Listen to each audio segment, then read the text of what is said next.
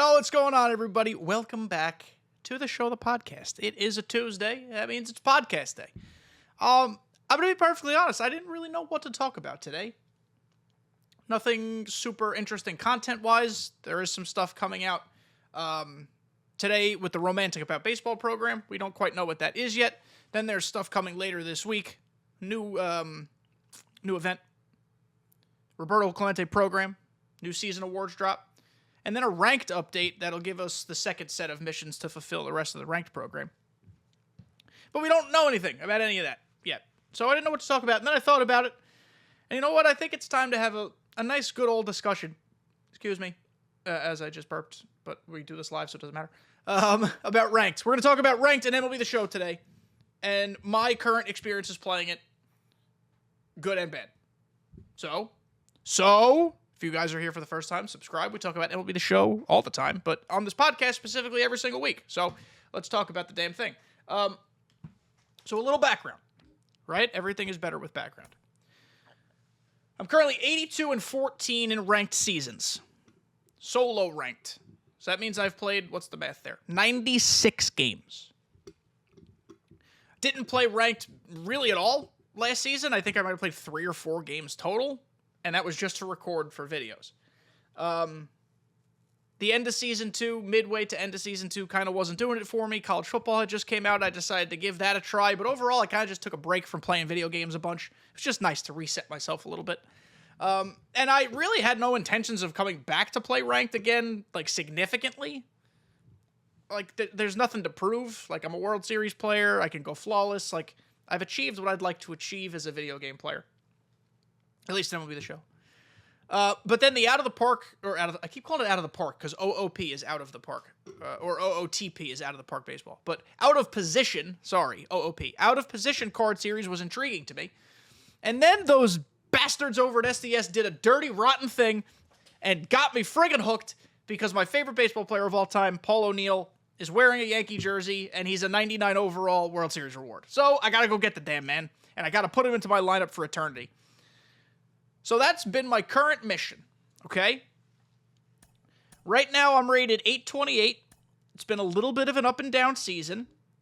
Usually, I only lose 1 or 2 games on the way to World Series. This ranked season has been a roller coaster. We're 14-5, hitting 376. That's pretty freaking good. With a 6.06 ERA. That's a lot higher than what my ERA normally is. So I've played 19 games of ranked at time of recording, which is more than I've played in ranked in a while. And so I have some experiences I'd like to talk about. And I don't really know how this is going to come off. It might sound like I'm complaining, and a lot of people are going to be like, well, do better, get gooder, win games. That's not what this is about.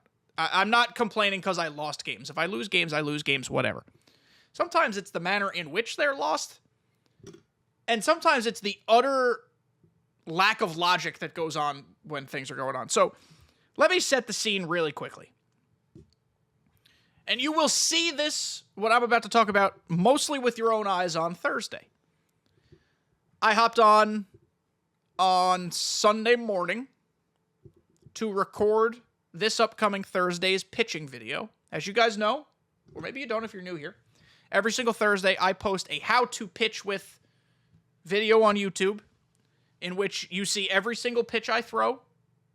And the goal, hopefully, is to teach you how to pitch better and be effective with certain pitchers. But sometimes it's also like hey, this guy kind of stinks. Don't use him. So I recorded the video with the new Harold Baines. This guy, 96 out of position series Harold Baines. I was intrigued. He's a lefty pitcher who throws sidearm. He throws a palm ball and a running fastball, and I'm pretty positive, correct me if I'm wrong, please, in the comments. I'm pretty positive he's the only pitcher in the game that has one of them, let alone both of them. Or either of them. I don't think any pitcher throws either of them. So I was like, ooh, maybe he'll be fun. So I matched into a ranked game. I'm on the road at All-American Park. If you don't know which one that is, it's the one that has like the apartment building just over the left field fence. and there's like concessions over the right field fence, but otherwise it's a pretty standard, boring but fine, nothing wrong with it minor league park. Like if I queue into there, I'm like, oh, that's different, that's cool. It's not like Shield or Capitol Line where I'm like, oh, fuck, here we go. It was fine. I was okay with it. At the time of recording, I believe I was 75-11 overall record. You guys will see it on Thursday. I might be a game or two off. I was somewhere in that ballpark. I matched against somebody who was 101-71. So, a couple things to say about that record. 101. He was capable of winning 101 games. That's impressive. 71 losses. That tells me he doesn't pitch quite well. 101 wins usually means you can hit the shit out of the ball. 71 losses is like, maybe he doesn't pitch great. But he's capable to out-hit some of that not great pitching and win games. But when I see a record of 101-71, and I mean this with zero disrespect to anybody, this is just how I approach it. As someone who came in with a 75-11 record against someone 101-71, I expect to win that game. I don't necessarily expect to dominate it. I usually don't post many dominating games because I'm not a phenomenal hitter. I think I'm a better pitcher. But I expect to win. Or at the very least, I expect it to be fucking close. I got mercied 15-5 in 6 innings, 5 innings, something like that. Harold Baines, spoiler alert, was awful. But it wasn't just a guy getting a good read on Harold Baines. This individual, and good on him, I suppose. I have no ill will towards the person who beat my brains out. Will I say I'm a little confused by the record and the performance? Oh, I'll say that. And I'll leave the accusations at that. But it was like this guy had the best eye I've ever. He didn't swing at a single pitch out of the zone.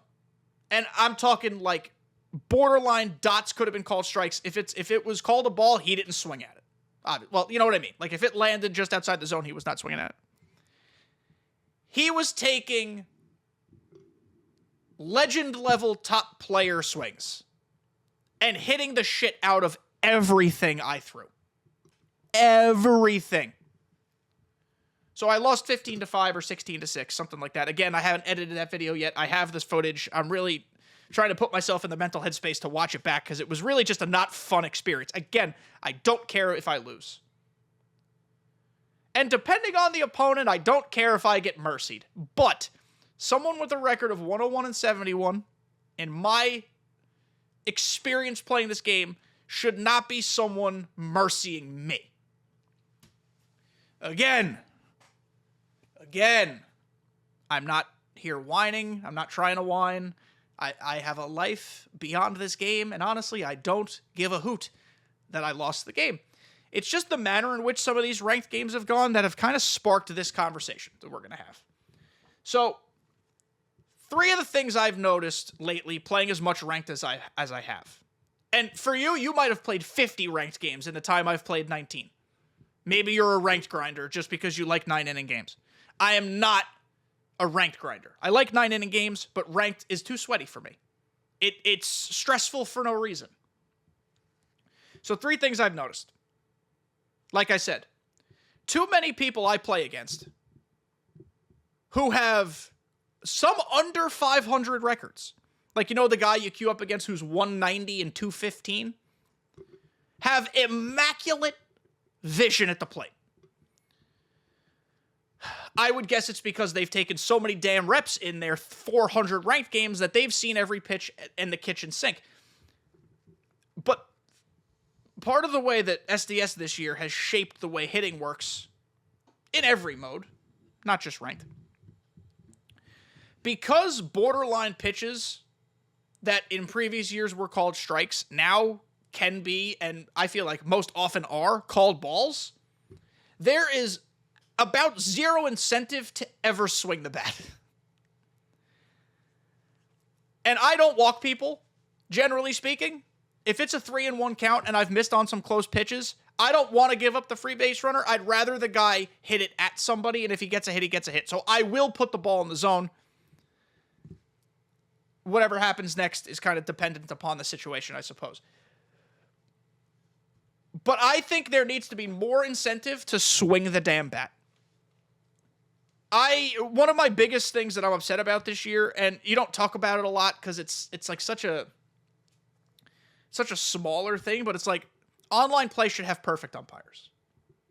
That's it. Hard stop. End of story. Done. Online play, perfect umpires. If it's a single player game mode, if it's mini seasons, if it's franchise, if it's road to the show, if it's March to October, I might be missing something else. Play versus CPU, whatever. You want to have imperfect umpires to like play up the realism? Fine. I'm all for it. That's not a big deal. It's not going to frustrate me because those are such low stakes modes a lot of the time. Some people play them very seriously and that's okay. But then at that point, I think that adds to the narrative of the stakes that you have created for yourself by playing those modes. And that can be cool, right? That could be fun. But the amount of, let's be honest, not phenomenal players of this game that get bailed out on calls that don't go the way they should. See, that doesn't sit right with me. And again, it's not a I'm going to get gooder thing. It's not a stop complaining. It's just the way I feel. And as somebody who's 85-14, whatever the hell my record is, I win plenty of games. The next thing I've noticed, there are, and this is not going to be news to anybody, and I'm not trying to pretend that it is, there are so many lineouts in ranked specifically. I don't know if that's because PCIs are smaller and less forgiving, so it's harder to get lift, or I think there are just some players' swings that generate more line drives, even like 110-mile-an-hour screamers, than others, and that seems odd to me. The inconsistency of launch angle and exit velo, if we're being honest, is so odd in ranked. It's so odd. It's not necessarily the same. In events, I feel like every event is a launching pad, regardless of what the parameters are. It could be common pitchers, or it could be normal, like 99 diamond pitchers, and every event's a launching pad. And then BR is BR. So BR is naturally, like, you're going to hit lineouts, but you're also going to hit 87 homers a game. So that's a different animal. Ranked just feels, I don't know, maybe that's more realistic. There are more lineouts, but I feel like nothing you hit ever has topspin. There's no such thing as a sinking line drive at MLB The Show, because everything stays up at an unrealistic level for center fielders to just catch it at their chest. There are very few line drives hit to medium deep center field in the game of baseball that stay on a line the entire time, and a center fielder or other outfielder can catch at their chest. You want realism game? That's not realism. And then the other thing I've noticed is the comeback logic, or the comeback, what do we call it? How comebacks happen. So I do not believe, because I think it'd be silly, I do not believe that there is like true comeback logic in this game. I don't think SDS says this team is losing, we need to bail them out. We need to give them more RNG. I don't think that's the case. That's just me thinking. I mean, I could be wrong. But as I've said before, there are cards that give people benefits in late game situations. And I'm going to try to find one now. I can't guarantee this will be a quick process. Okay, here you go. It was quick enough. Hank Aaron. Extreme example, but Hank Aaron. He has two quirks. Well, he has a lot of quirks, but he has two quirks specifically that I think fit what we're talking about. He has Rally Monkey. It's a quirk that means he performs better when the team is behind. I presume that starts as early as 1-0 in the first inning. He also has Fighter, which means he performs better in the 9th inning or later. So if he comes up in the 9th inning, doesn't necessarily say what score it has to be, he's going to be a better player than he is in the 8th inning. It has become clear to me that quirks like these clearly, truly make a difference. Because the amount of stuff that happens from innings like 7 through 9 that simply doesn't happen in the first 6 is crazy to me. There are also like the inherent advantages you get playing in the 7th, 8th, and 9th. Like, you've seen this same opponent for 6 innings. You've learned their sequences.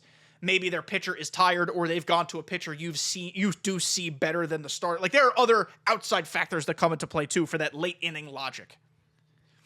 But it has become abundantly clear to me how these quirks, or that these quirks make an impact. I've said this before, I wish we knew specifically what every quirk did. Not like Rally Monkey performs better when team is behind. That is a descriptor of what it does.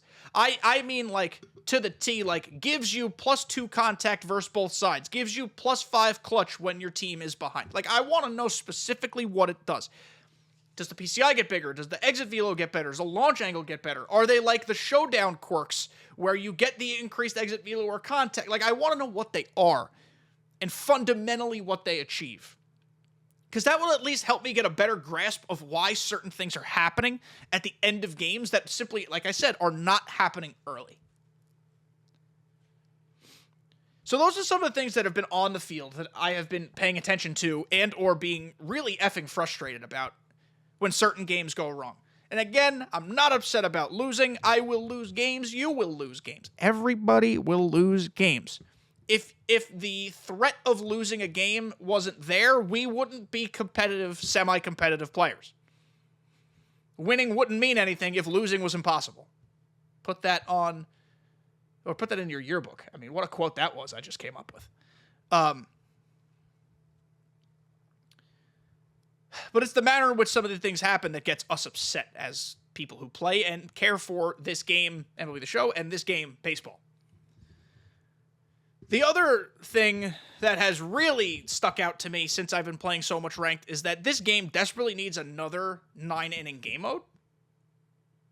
And probably a 6-inning game mode. But another 9-inning game mode that either raises the stakes to a true competitive setting and has nothing to do with rewards, or this is the true competitive setting and has to do with rewards, and there's another 9-inning game mode that is just like a God Squad fest where you could just have fun, and the stakes aren't as high.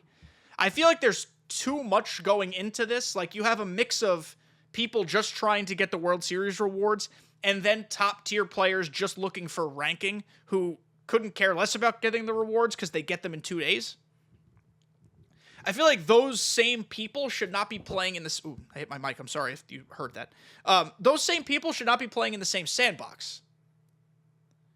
Because the people who are fighting for ranking, like true top 50 best in the world players, and others, if you would like to try to become that as well, but like those people specifically, and other uber competitive people, should have something that is strictly a super competitive mode. It can be a 9-inning salary cap mode, where you can only use 399s, 595. Like, we could play with that. Like, more of a Battlefy tournament type of style where you have restrictions on team building, which I think can be fun. Or it's just a free-for-all with the team you build, but it is the sole purpose is ranking and ranking points or record or winning percentage, whatever the parameters are set that, you know, is not my concern to figure out. And I'm not saying this because I've run into top 50 demons. I have not played a single top 50 demon this ranked season. I'm not saying this because I got my doors blasted off by one of them. I have not played them. But I'm just saying, thinking like holistically, there are too many people, too many different types of people who play this game, who experience this game differently, playing ranked, and they're playing it all for different reasons. Maybe some people look at that as a good thing. I guess I could see why that's a good thing.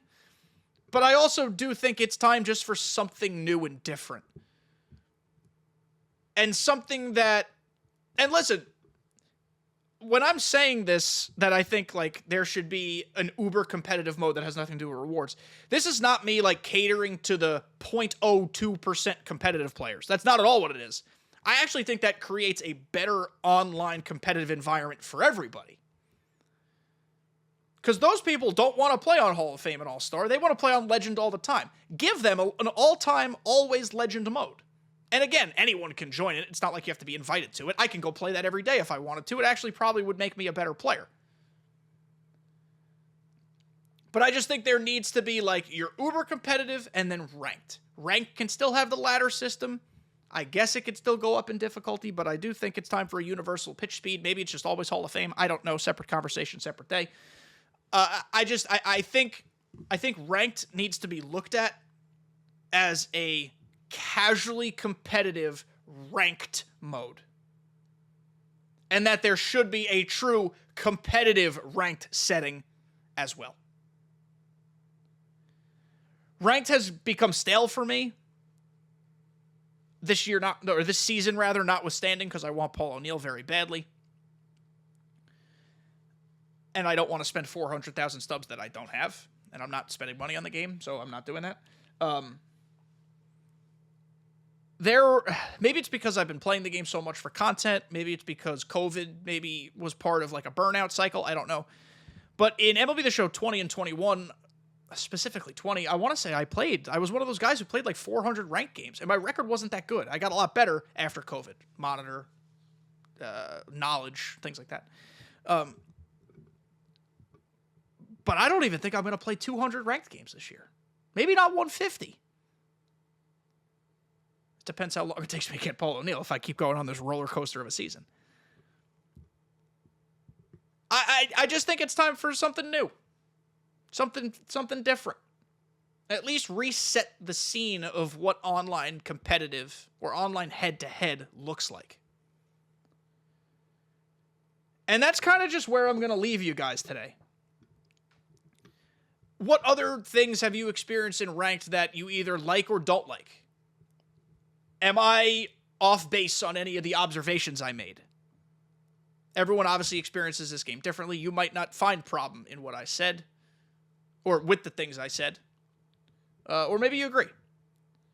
And what do you guys think about creating another, or a true competitive ranked ladder mode or something that can make what exists right now in ranked with rewards just a little more accessible to everybody and a little less sweaty? That's kind of where I'm at. So thank you guys for making it to the end of this episode. I know it wasn't particularly long and it was a little ranty, but it was kind of just what I'm feeling. And I like to talk about what I'm feeling. So appreciate you guys. Love you all. Stay tuned for the most rage-inducing video you'll ever see on Thursday, because I actually got upset at myself for how upset I got, so I apologize in advance, but sometimes you just got to let the emotions flow. I try not to whine a lot when I do gameplay videos. I really couldn't help this one, so my bad. It won't be that bad next time if I don't get my ass blasted. Pause. But yeah, regardless, I love you guys. Thank you for being here again, and I will see you next time.